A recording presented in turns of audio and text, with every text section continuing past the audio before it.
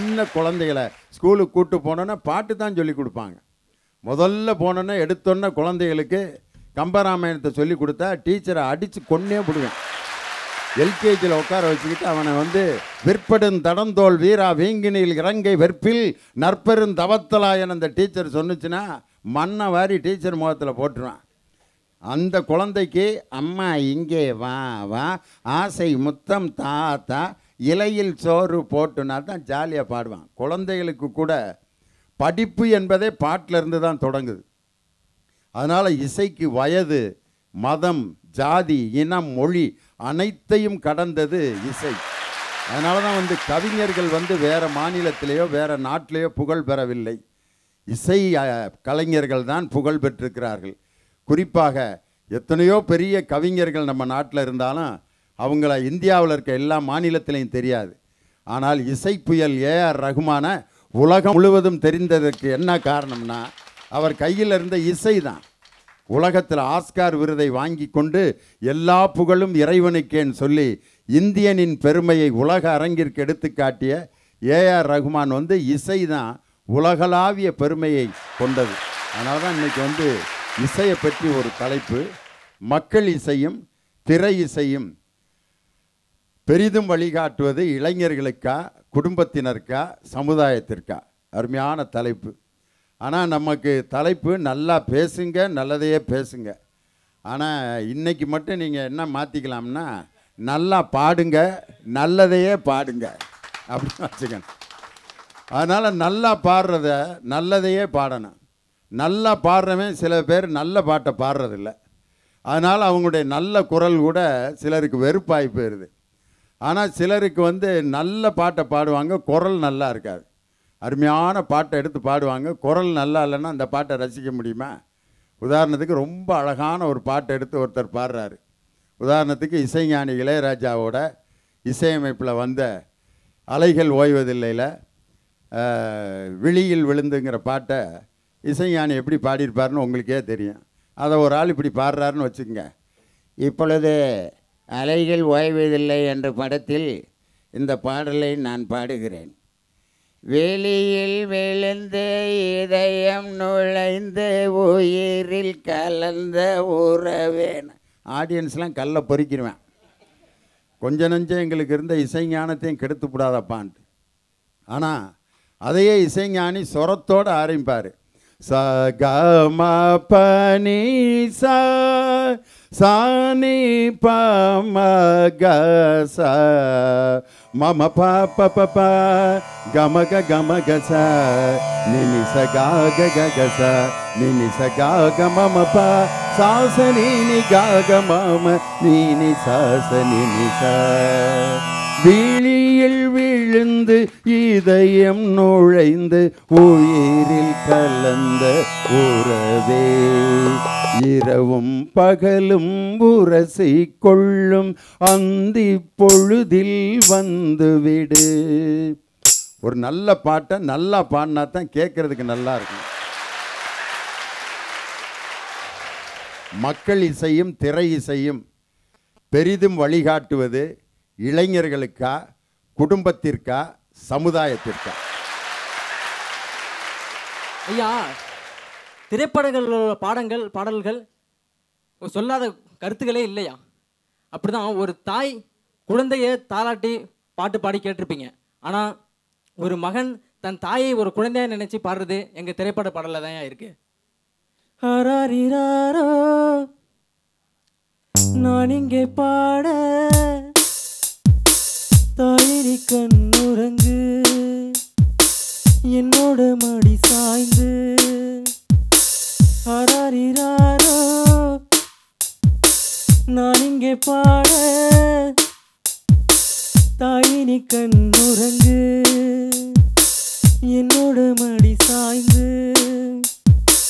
வாழும் காலம் யாவுமே தாயின் பாதம் சொர்க்கமே வேதம் நான்கும் சொன்னதே அதை நான் அறிவேனே.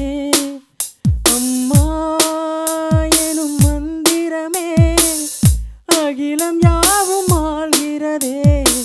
ஹராரிராரோ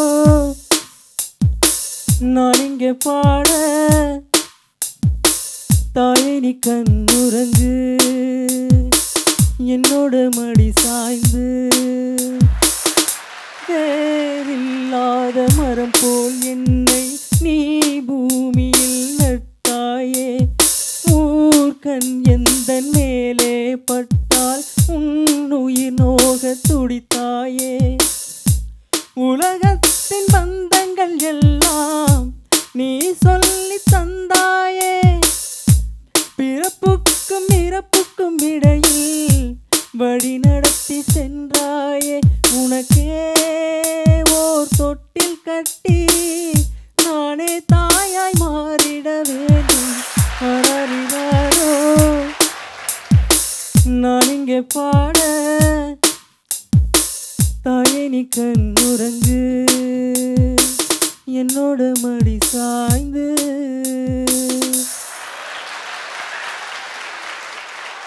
உண்மையிலே அரவிந்தனுடைய குரல் ரொம்ப அற்புதமாக இருக்குது. நீ நல்லா ப்ராக்டிஸ் பண்ணி விரைவில் ஒரு திரைப்பட பின்னணி பாடகர். அப்போ நன்றியா ரொம்ப அருமையாக இருக்குது குரல், அழகான குரல். வெரி குட் ஐயா. இப்படி தன் மகன் ஒரு தாயை எப்படி தாளாட்டிப்பார்னா அப்போ அப்பா மட்டும் என்ன சும்மாவையா? அப்பாவுக்காகவும் நம் திரை இசை பாடல ஒரு அப்பா எப்படி ஒரு குடும்பத்தில் இருக்குன்னு தன் மகன் பாடுறான்யா. அன்புள்ள அப்பா அப்பா யாருமே உன் போல் இல்லை மண்மேலே மாத கணக்கில் தாயும் சுமந்து வந்தது தான் இவனது உயிரே காலம் முழுக்க என்னை சுமந்து காத்து நிற்கும் உனக்கில்லை நிகரே தூசி என்னை தொடவும் விடமாட்டாய் தோளில் என்னை சுமந்து நடை போட்டாய் வந்தாயே நீ என் வரமாய் அன்புள்ள அப்பா அப்பா யாருமே உன் போல் இல்லை மண்மேலே. மக்களில் வந்து ரொம்ப கஷ்டப்படுறாங்க. ரொம்ப நாட்டில் வந்து நிம்மதி இல்லை. பஸ் ஏறினா டிக்கெட்டு ஜாஸ்தி ஆயிடுச்சு. போர்டெல்லாம் மாற்றிடுறாங்க. அது யாருக்கு எந்த பஸ்ஸு ஒயிட் கலர் போர்டா இல்லை டீலக்ஸா அதெல்லாம் எதுவுமே தெரியாது. ஆனால் கஷ்டப்படுறவங்க பாவம் அவங்க கையில் ஒரு 10 ரூபா தான் வச்சுருப்பாங்க. அதை வந்து எடுத்துன்னு டிக்கெட் ஏறினா ஒரு 2 ரூபா 3 ரூபா கம்மியாக இருந்தால் டிக்கெட்டுக்கார் ஏற்றுவாரா? கண்டக்டர் கீழே இறக்கி விட்டுருவார். இவ்வளோ நடக்குது. மக்கள்லாம் ரொம்ப கஷ்டத்தில் இருக்காங்க. நம்மளும் கஷ்டத்தில் இருக்கோம். ஏதோ மக்களுக்காக என்னால் முடிஞ்சது என் கானாவில் ஒரு சாங் ஒன்று கொடுக்குறேன், கேளுங்க. புதுசாக போட்டுட்டாங்க சட்டம், நம்ம நாட்டை மாற்ற ஏதோ ஒரு திட்டம், மக்கள் எல்லாம் இருக்கிறாங்க கோவமா, உங்கள் ஜட்ஜ்மெண்ட்டு இருக்கு மொக்க நாயம்மா. புதுசாக போட்டுட்டாங்க சட்டம், நம்ம நாட்டை மாற்ற ஏதோ ஒரு திட்டம், மக்கள் எல்லாம் இருக்கிறாங்க கோவமா, உங்க ஜட்ஜ்மெண்ட் இருக்கு மொக்க நாயம்மா. புதுசா போட்டுட்டாங்க சட்டம், நம்ம நாட்டை மாத்த ஏதோ ஒரு திட்டம்.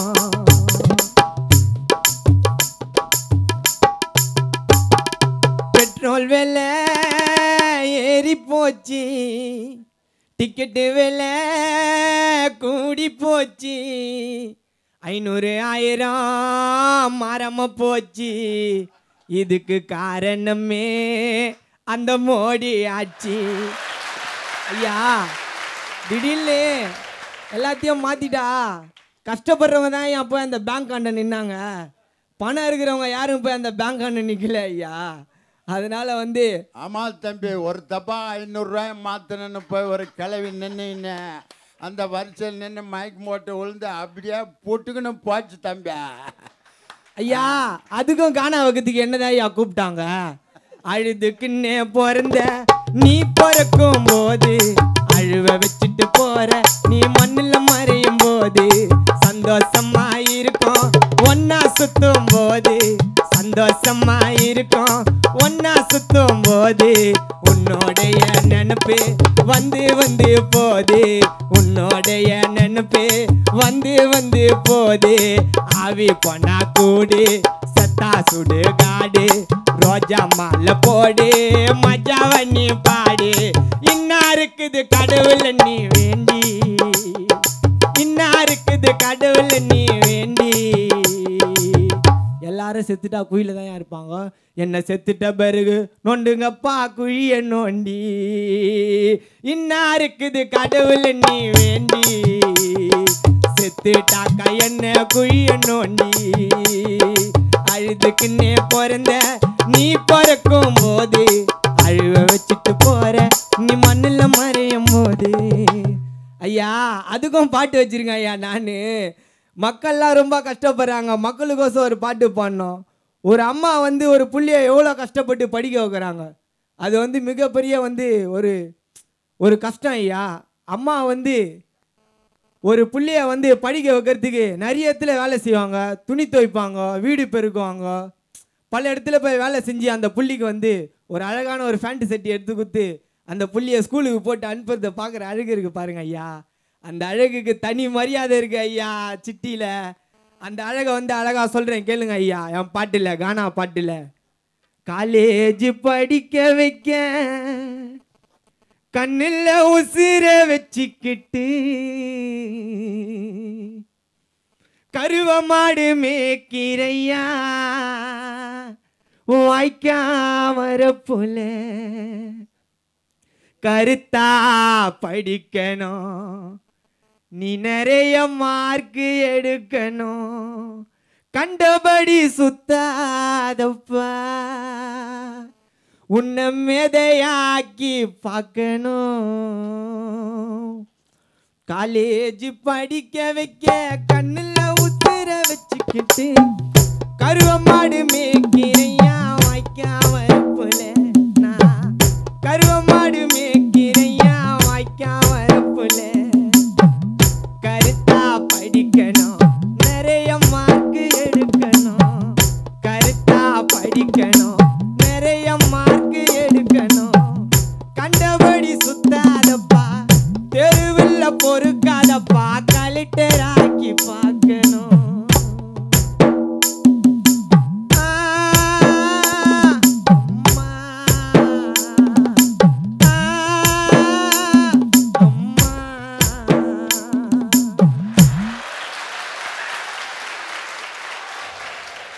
ஐயா ஒரு ஊரில் ஒரு மிஷினை கண்டுபிடிச்சாங்க. என்ன மிஷின் தெரியுமா? அந்த மிஷினில் யார் கை வச்சு பொய் சொன்னாலும் வெடிச்சு சதிரிடுவாங்க.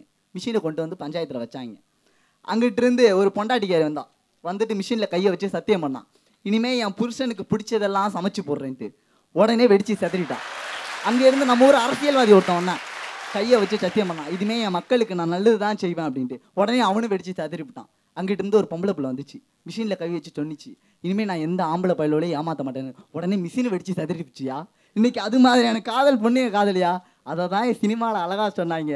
பொம்பளைங்க காதலைத்தான் நம்பி விடாதே, நீ நம்பி விடாதே, நம்பியதால் வெந்து மனம் நொந்து விடாதே, நீ நொந்து விடாதே.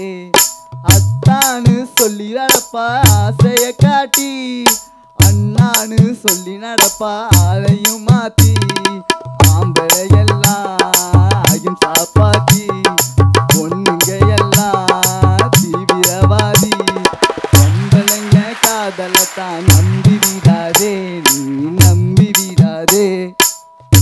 ஐயா இன்னைக்கு என்னையா குடும்பம் இருக்கு? இந்த குடும்பம் இன்னைக்கு குடும்பம்லாம் என்ன நிலைமையில இருக்கு? ஐயா எங்கள் வீட்டில் ஒரு 4 வயசு பையன் இருக்கான், எங்கள் அண்ணன் பையன். எங்கள் அண்ணன் 12 மணிக்கு நைட் ஷிஃப்ட் முடிச்சுட்டு வந்து வீட்டுக்குள்ளே லைட்டை போடுறான். பையன் நடு அல்ல உட்காந்துருக்கான் டிவி பார்த்துக்கிட்டு. என்னடா மோனா இன்னும் தூங்கலையா? அப்பா இங்கே வந்து உட்காருவாங்கிட்டு ஒரு விஷயம் பேசணும்னா. என்னடா விஷயம் அப்படின்னு கேட்டான். இல்லைப்பா வந்து உட்காருப்பா, என்ன முக்கியமான விஷயம் எதாக இருந்தால் காலைல பேசிக்கலாம். இல்லைப்பா இப்போ உட்காரியா இல்லையா அப்படின்னா. எங்கள் அண்ணன் போய் உட்காந்தான். என் அண்ணன் பையன் 4 வயசு தான் ஆகுதுன்னு சொல்கிறான். அப்பா எனக்கு கல்யாணம் பண்ணி வைப்பா அப்படின்னா.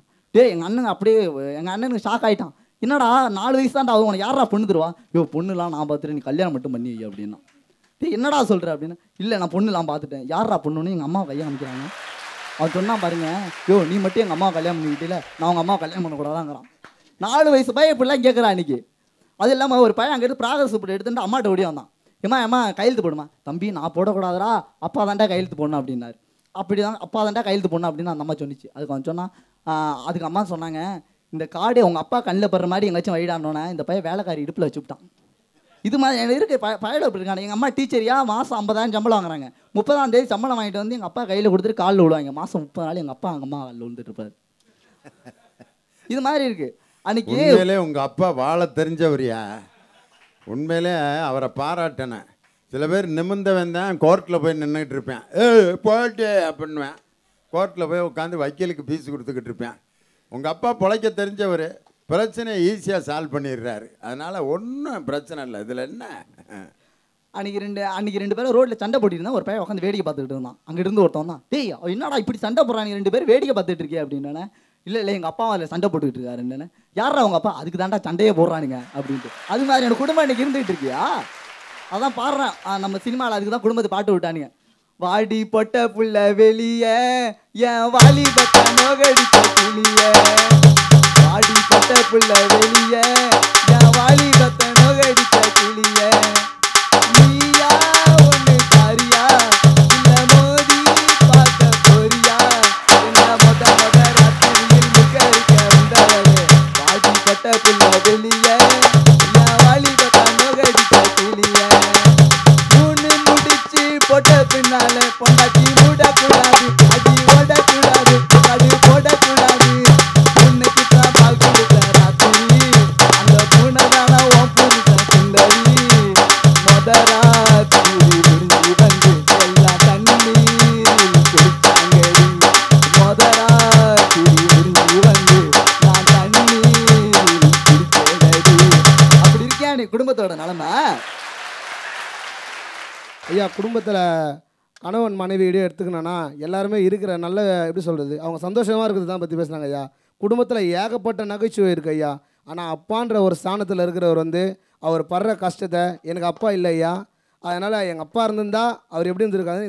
இந்த பாட்டை நான் எங்கள் அப்பாக்காக எழுதினேன் ஐயா. இந்த பாட்டு நான், அப்பாவின் பாசத்தை அகிலமும் அறியுமே, உண்மையாயிருந்து பார் தந்தை பாசம் புரியுமே, அப்பாவை போல ஒரு பிறவியும் ஊரில் இல்லை, அப்பாவை போல ஒரு சாமியும் கூட இல்லை, என் அப்பா என் கூட இருந்தா கனவு நினைவா மாறும், என் ஆசை அப்பாவை நினைச்சு பாட வந்தேன் நானோ, அப்பாவின் பாசத்தை அகிலமும் அறியுமே, உண்மையாயிருந்து பார் தந்தை பாசம் புரியுமே, காலையில எழுந்தா தந்தையோட முகந்தா, தாயவள மறந்து வாழ்கின்ற இனந்தா, அப்பா தோளு மேல சாஞ்சுக்குவேன் ஒரு கஷ்டம் வந்தானா, அப்பாத்தான் அப்பா இல்லாம வாழ மாட்டேன் இந்த பூமியில, தப்பாத்தான் நல்லது கெட்டதையெல்லாம் தந்தை தான் சொல்லிடுவார், தவறு தப்பு என்று எனக்கு உணர்த்திடுவார், அப்பாவின் பாசத்தை அகிலமும் அறியுமே, உண்மையாயிருந்து பார் தந்தை பாசம் புரியுமே அப்படின்னு அப்பாவோட பாசத்தை எங்கள் கானா பாட்டில் நான் பதிவு பண்ணிக்கிறேன் ஐயா. இருந்தாலும் அப்பா என்னோட இடது கண்ணா, எங்கள் அம்மா தான் என்னோட வலது கண்ணு.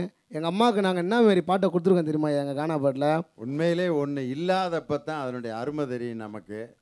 ஆனால் வீட்டில் அப்பா இருக்கிறப்ப இப்போ ஆம்பளை பையல்களுக்கு அவங்க அப்பையும் பெரிய துயரமாக இருப்பார். எப்பயும் வீட்டில் ஆம்பளை பையல்களுக்கு அவங்க அப்பாவுக்கும் தான் பெரிய ஏழ்றையாக இருக்கும். அவங்க அம்மாட்ட போய் சொல்கிறான், உன் புருஷனை ஒழுங்காக இருக்க சொல்ல, அனாவசியமாக என் லைனில் குறுக்க வர்றாரு, அவரை இனிமேல் ஒழுங்காக இருக்க சொல்லிட்டு, அவர் என் புருஷனை உங்கள் அப்பாடா, தெரியும் வேலையை பாரு அப்படிங்கிறான்.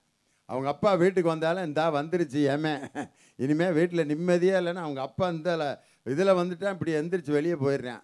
எங்கள் அப்பா என்னைக்கு வீட்டில் இல்லையோ அன்னைக்கு தான் நிம்மதியாக இருப்பேன்லாம் சொல்லுவாங்க. ஆனால் அவர் இல்லாத ஒரு நிலையில் தான் அவருடைய அருமை தெரியும் அப்படிங்கிறத கானா சூர்யா அவருடைய வாழ்க்கையை உணர்ந்து பாடினதுனால தான் அந்த அப்பா இல்லாதவர்களுக்கு இந்த பாட்டை உண்மையிலே சமர்ப்பிச்சிருக்காரு. அவருக்கு என்னுடைய மனமார்ந்த பாராட்டுக்கள், வாழ்த்துக்கள். இந்த சண்டை கோவம், எங்கள் அப்பா குடிக்காரரும் கிடையாது, ரொம்ப கெட்டவரும் கிடையாது. எங்கள் அப்பாவுக்கு இது வரைக்கும் எந்த பழக்கமும் இல்லை ஐயா. ஆனால் நான் ரொம்ப 6 வயசில் சொல்ல எங்கள் அப்பா இறந்துட்டார். எனக்கு கருத்து தெரிஞ்சு இறந்துட்டார் தெரியும். ஆனால் இது வரைக்கும் அவர் கூட எப்படி பழகிருப்பேன் பேசியிருப்பேன்லாம் நான் எதுவும் உணரல ஐயா. அதனால தான் இந்த அப்பா சாங்கை நான் எழுதி இப்போ சென்னை காணாலில் ரிலீஸ் பண்ண போகிறேன் ஐயா இன்னும் கொஞ்சம் நாளில். ஆனால் இருந்தாலும் அதான் சொன்ன மாதிரி எங்கள் அப்பா எனக்கு இடது கண்ணா, எங்கள் அம்மா தான் என் வலது கண்ணு. எங்கள் அம்மா ஒரு 23 வருஷமாக ரோடு பெருக்கிற வேலை செய்கிறாங்க ஐயா. அந்த வேலை செஞ்சு தான் எங்கள் அப்பா விட்டுட்டு போயிட்டு கூட ரொம்ப சின்ன வயசில் கல்யாணம் பண்ணி நிறைய பேர் எப்படி எப்படியோ தப்பாலாம் போயிடுறாங்க. ஆனால் எங்கள் அம்மா எனக்கும் எங்கள் அண்ணனுக்காகவும் எங்கள் கூடியே இருந்து அவங்க ஆயுசை ஒரு தாய் ஒரு கணவர் இல்லாமல் ஒரு மனைவி வாழ்கிறது ரொம்ப கஷ்டம். ஒரு பெண்ணாக எங்கள் அம்மா எல்லா உணர்ச்சியும் கட்டுப்படுத்திட்டு எங்களுக்காகவே எங்கள் உலகத்தை வாழ்ந்துட்டுருக்காங்க ஐயா.